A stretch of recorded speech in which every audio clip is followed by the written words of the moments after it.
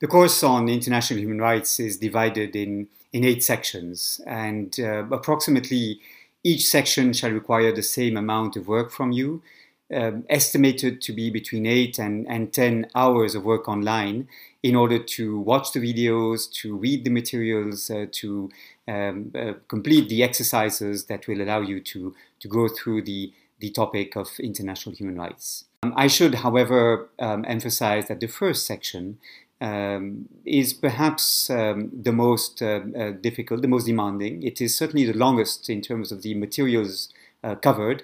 And of course, it will introduce you to topics that for many of you are new and concepts that you may not be accustomed to using. But on the whole, the sections are relatively similar in the amount of work that they require, and it is thus that they have been conceived. What are these sections? Well, let me introduce briefly the roadmap of the course so that you see what in general our itinerary shall be and what are the different topics that we will address. The first section is dedicated to the sources of human rights.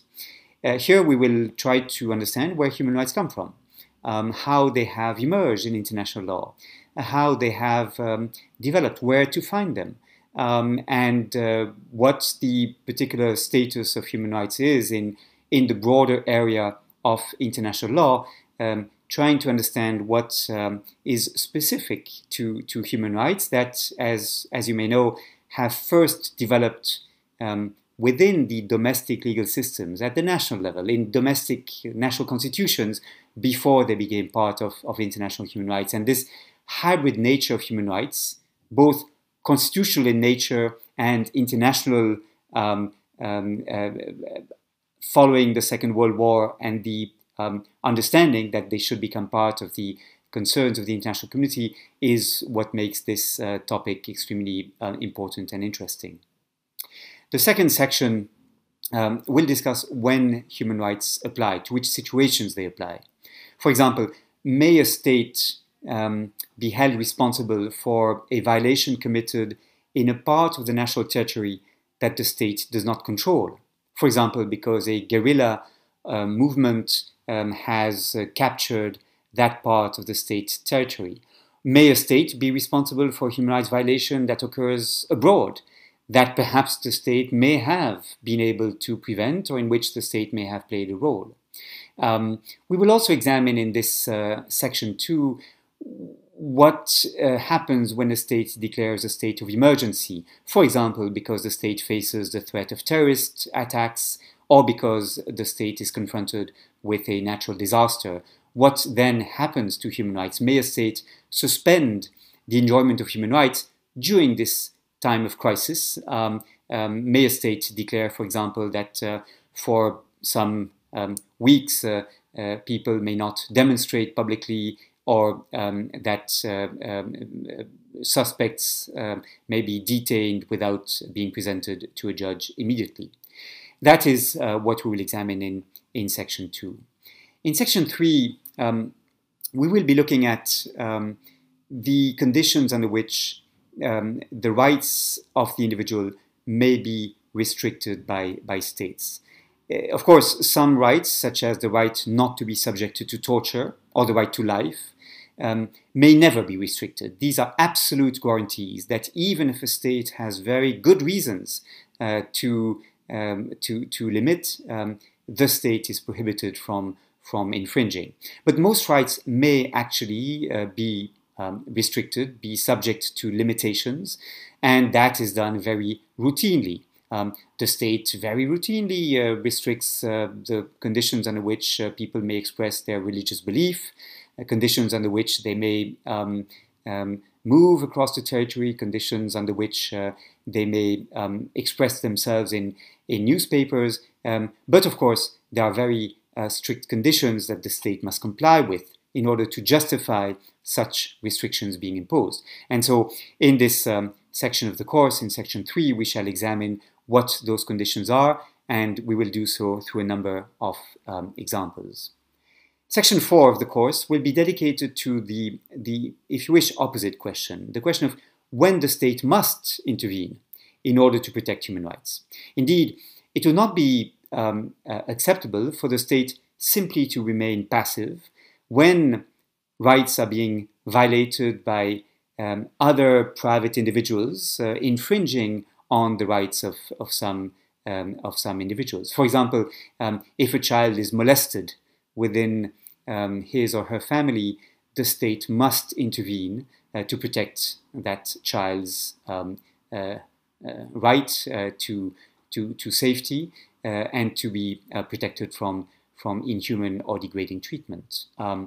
If a corporation inflicts damages on communities, for example, by polluting the soils or the water, the state again must not remain passive. The state must intervene in order to protect the rights of that community. So Section 4 will be looking at when the state must intervene, under which conditions it may intervene. It will also examine issues such as conflicting rights.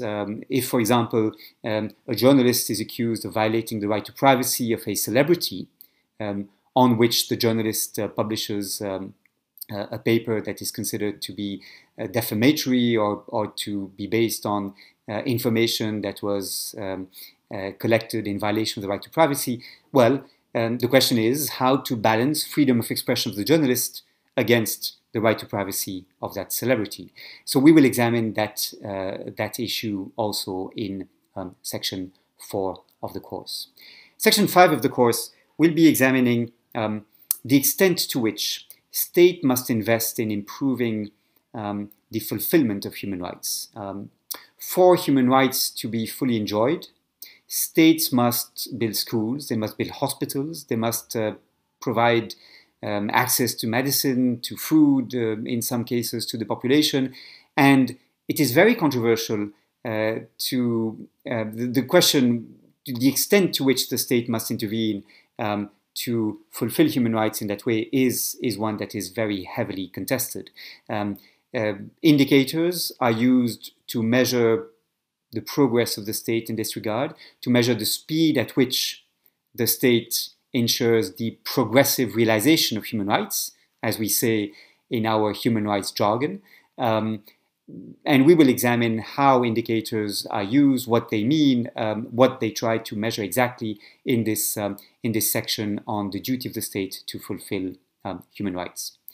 Section 6 will be dedicated to the hugely important issue of discrimination.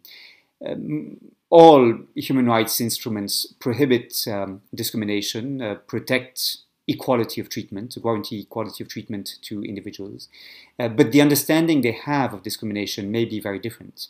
And indeed, discrimination occurs in a variety of ways, not all of which are prohibited in the same way in the different systems we will examine. Issues that we will discuss in this section 6 include profiling, for example, by the police trying to identify who may be suspect of preparing terrorist activities, issues of stereotyping on grounds, for example, of ethnicity or gender, or the very controversial issue of affirmative action benefiting certain groups that are underprivileged in society and that the state may wish to help overcome the barriers that they face for their full social and professional integration. So all this is related to the prohibition of discrimination and the promotion of equality of treatment and will be the topic of Section 6. Section 7 will be looking at the mechanisms which individuals should have access to at domestic level in order to ensure that when human rights are violated, they are protected. They can be, they can obtain reparation for the damage inflicted or the violations that they have been victims of. They may do so by filing actions before courts, or indeed by calling upon non-judicial bodies such as national human rights institutions, which in some cases have the possibility to receive complaints by individuals to which they then may may react and respond to. So section 7 will be dedicated to examining what procedures states should put in place in order to effectively protect individuals from human rights violations at the domestic level. Finally, section 8 will be dedicated to the mechanisms of human rights protection that have been established at the international level. There we will examine, for example, what the Human Rights Council has been doing. The Human Rights Council is a 47 members body within the UN in which governments discuss human rights issues, and the Human Rights Council has a very important role in monitoring compliance with human rights of the member states of the United Nations.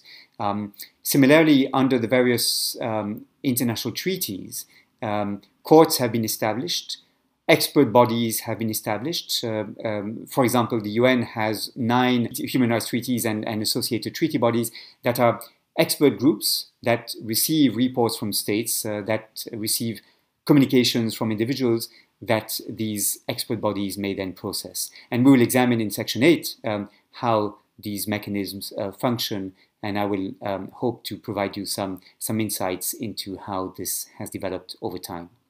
That is our program, that is our roadmap.